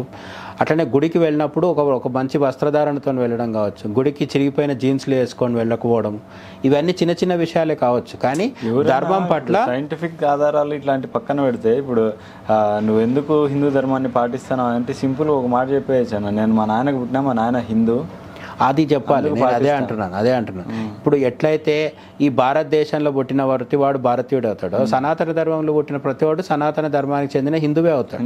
దీంట్లో మళ్ళీ చర్చలకు అవకాశం లేదు. కానీ మన దగ్గర ఏమవుతుందంటే ఒకటి నేను నాస్తికుడిని అంటాడు, ఒకటి సెక్యులర్ని అంటాడు, లేకపోతే ఒకటికి సైంటిఫిక్ రీజన్ కావాలంటాడు. లింగానికి అభిషేకం చేస్తే దానిలో సైన్స్ ఏముంది? సైన్స్ ఉంటే ఉండొచ్చు, తర్వాత మాట్లాడుకుందాం. అసలు నువ్వు ఎందుకు చేయవు? మీ తాత చేసిండు, తాత వాళ్ళ తాత చేసిండు, ఇట్లా ఒక 100 తరాలు వెనకపోయిందా కూడా అందరం చేసినాం. కాశీలో ఉన్న శివలింగానికి ఎన్ని యుగాల నుంచి అభిషేకం జరుగుతుంది. అక్కడ జరుగుతున్న అభిషేకం చూస్తూ కూడా మళ్ళీ నీకు అభిషేకం చేయాలంటే నేను పెద్ద ఎక్స్ప్లెనేషన్ ఇవ్వాల్సి వస్తుంది. ఫస్ట్ ఇది మారాలి. మతం పట్ల ప్రతి హిందువు అంకిత భావంతో, విశ్వాసంతో కట్టుబడి ఉంటే అప్పుడు ఇతర మతస్థుల నుంచి మనకు వచ్చిన విమర్శల్ని ఏ విధంగా ఎదుర్కోవాలనేది మనకు అలవాటు అయిపోయి మనం కూడా మతం అనుకుంటున్నాం. కానీ మనది మతమే కాదు, ఫస్ట్ ఆఫ్ ఆల్ సనాతన ధర్మం అని మనం చెప్పుకోలేకపోతున్నాం కదా ఇప్పటికీ. అంటే ఇప్పుడు ఇక్కడ మతం అనేది చర్చ ఎందుకు వచ్చిందంటే పోటీకి ఇంకో 2 మతాలు వచ్చినాయి కాబట్టి. అది లేనంత కాలం మనం అసలు హిందూ మతం అని కూడా ఎవరు అనేవాళ్ళు కాదు, సనాతన ధర్మం అని అంటుండే. ఇప్పుడు ఏమైంది, సనాతన ధర్మంలో ఉన్న శివుడు, విష్ణువు, అమ్మవారు వీళ్ళు కాకుండా ఈ కొత్త దేవుళ్ళు వచ్చింది. ఈ కొత్త దేవుళ్ళని పూజించే వాళ్ళకి మనకి మధ్య తేడా చూపించాల్సి వచ్చినప్పుడు హిందూ మతం అనాల్సి వస్తుంది. మతం అంటే తప్పేం లేదు, హిందూ మతంలో మత లక్షణాలు కూడా ఉన్నాయి. మనం ఒక దేవుణ్ణి పూజిస్తున్నాం, ఒక భగవద్గీత చదువుతున్నాం, మనది మతమే. అయితే మతంతో పాటు ధర్మం కూడా వాళ్ళది కేవలం మతం. ఎందుకు అంటే వాళ్ళకి ఒక క్షేత్రము అంటే ఒక ప్రేయరు, లేదా ఒక బుక్కు, ఒక ధర్మ గ్రంథము, ఒక దేవుడు, ఇంతే పరిమితంగా ఉన్నాయి. హిందూ ధర్మంలో ఏంటి వాళ్ళకి మనకు అసలు చాలా అదే హిందూ ధర్మం ఎందుకు అవుతుంది అంటే, హిందూ మతం ఎందుకు అవుతుంది అంటే మనకు పవిత్ర గ్రంథాలు ఉన్నాయి, భగవద్గీత లాంటి అనేకమైన పురాణాలు ఉన్నాయి, వేదాలు ఉన్నాయి, అన్నీ ఉన్నాయి. మనకు పుణ్యక్షేత్రాలు ఉన్నాయి, ఇవన్నీ ఉన్నాయి కాబట్టి మతం. హిందూ మతం. మరి ధర్మం ఎందుకు అవుతుంది అంటే, ధర్మం ఎందుకు అవుతుంది అంటే పొద్దున్న లేచినప్పటి నుంచి రాత్రి పడుకునేదాకా మనం ఏం చేయాలి ఏం చేయొద్దు, విధి నిషేధం అని 2 ఉంటాయి. చేయాల్సినవి చేయకూడనివి. 3 సంధ్యాల్లో సంధ్యావందనం చేయాలి, అది తప్పకుండా చేయాల్సిన పని. చేయకూడదు ఏంటి, అబద్ధం చెప్పకూడదు, హింస చేయకూడదు, నాన్ వెజిటేరియన్ సాధ్యమైనంత వరకు తినకూడదు, తక్కువ తినాలి. అంటే కొన్ని వర్గాల కొన్ని వర్ణాల వాళ్ళు తినొచ్చు అని కూడా శాస్త్రం చెప్పింది, బట్ తినకపోతే ఉత్తమం. ఇవన్నీ ఏంటి, ధర్మంలో అన్నీ ఉంటాయి. తిండి, నిద్ర, ఏమంటారు కామభోగాలు, అట్లనే పుణ్యక్షేత్రాలకు వెళ్ళడం, పక్కవాడికి సహాయం చేయడం, ఇవన్నిటిని చెప్తుంది కాబట్టి ధర్మం. హిందూ మతం ఎందుకైంది, మతం కాదు అని చెప్పుకోవాల్సిన ఇదేం లేదు. హిందూ మతం కూడా ఎందుకు మతము అంటే, మనకో దేవుడు ఉన్నాడు, ఆ దేవుడిని మనం పూజిస్తున్నాం, ఆ దేవుడి మీద మనకు విశ్వాసం ఉంది, మనకు మత గ్రంథాలు ఉన్నాయి, భగవద్గీత లాంటివి, వేదాలు లాంటివి, ఇవన్నీ ఉన్నాయి. కాబట్టి హిందూ మతానికి హిందూ మత లక్షణాలు ఉన్నాయి, బట్ హిందూ మతం ఇతర మతాల కంటే విస్తృతమైంది, అందుకు మనం హిందూ ధర్మం అంటున్నాం. కాబట్టి ఇప్పటి నుంచి ఎవరన్నా అడిగితే చెప్పాల్సింది ఏంటంటే, మాది హిందూ మతం కాదు, హిందూ ధర్మం అని కాదు, హిందూ మతమే కానీ హిందూ ధర్మం కూడా అని చెప్పాలి. సనాతన ధర్మం హిందూ మతం, హిందూ మతం సనాతన ధర్మం, అది కరెక్ట్. మా కులాలు మతాలు ఏం లేవు. కులాలు మతాలు ఉన్నా ఇంటి లోపల ఇప్పుడు లేవంటే అదో గొడవ కదా. మళ్ళీ ఇప్పుడు అర్జెంటుగా మర్చిపోమంటే మర్చిపోలేరు. కాబట్టి గడప లోపల మతం, కులం, గడప దాటితే మతం, ఇంకా విస్తృతంగా మాట్లాడుకున్నప్పుడు ధర్మం, దేశం. ఖచ్చితంగా అన్న. సో అయ్యప్ప స్వామి గురించి డౌట్లు, సనాతన ధర్మం గురించి డౌట్లు ఏమన్నా ఉంటే క్లారిటీ వచ్చినాయని నేనైతే అనుకుంటున్నా. ఈ బైరీ నరేష్ ఇట్లాంటి వెధవలు ఎన్నో మాట్లాడుతూ ఉంటారు, వాళ్ళ గురించి పట్టించుకోవాల్సిన అవసరం లేదు. బేసిక్గా ఎవరెన్ని మాట్లాడినా ఆల్మోస్ట్ 1200 సంవత్సరాలుగా హిందూ మతం పైన, ఈ మన సనాతన ధర్మం పైన ఇష్టం వచ్చిన దాడులు జరిగినా కానీ మనం జాగ్రత్తగా ఉంటే బెటరు. స్వామి శరణం అయ్యప్ప. అంటే జస్ట్ ఆస్కింగ్ అనేది మీరు క్వశ్చన్స్ వేస్తే జస్ట్ సేయింగ్ అంటూ మేము చెప్పొచ్చు. సో ప్రతిరోజు మాకు తోచింది మేము చెప్పడం కాకుండా, నిజంగా మీకు ఎటువంటి అనుమానాలు ఉన్నాయి, లేదంటే మిమ్మల్ని ఇంకో వేరే ఎవరన్నా అడిగి ఇబ్బంది పెట్టిన ప్రశ్నలు కావచ్చు, లేదంటే మీ ముందర వచ్చి వెకిలి ప్రశ్నలు కూడా కొందరు వేస్తుంటారు, లేకపోతే మీకు సమాధానాలు దొరకని ఉండొచ్చు. కాబట్టి రకరకాల ప్రశ్నలు ఏవైతే ఉన్నాయో మీకు మీ మనసులో ఉన్నాయి కావచ్చు, మీకు బయట ఎదురైనాయి కావచ్చు, అటువంటి ప్రశ్నలన్నీ కామెంట్స్ రూపంలో చెప్తే వాటికి సాధ్యమైనంత సాధికారికమైన శాస్త్రీయమైన సమాధానాలు చెప్పే ప్రయత్నం అయితే ఖచ్చితంగా రిఫ్లెక్షన్ న్యూస్ తరఫున మేము కూడా చేస్తాం. అయితే అట్లాంటివన్నీ చేయాలంటే ఫస్ట్ మీరు వీడియోస్ చూడాలి, లైక్ చేయాలి, కామెంట్ చేయాలి, షేర్ చేయాలి, అండ్ సబ్స్క్రైబ్ అయితే ఖచ్చితంగా చేయాలి. రిఫ్లెక్షన్ ఛానల్ గుర్తుపెట్టుకోండి. మీకు కావాల్సిన సమాచారాన్ని అంతకు మించి తెలుసుకొని మీకు తెలియజేసే పని మీద మేము ఉంటాం. జయసింహ అన్న గారు ఉంటారు. Thank you. జై హింద్ అన్న. జై శ్రీరామ్.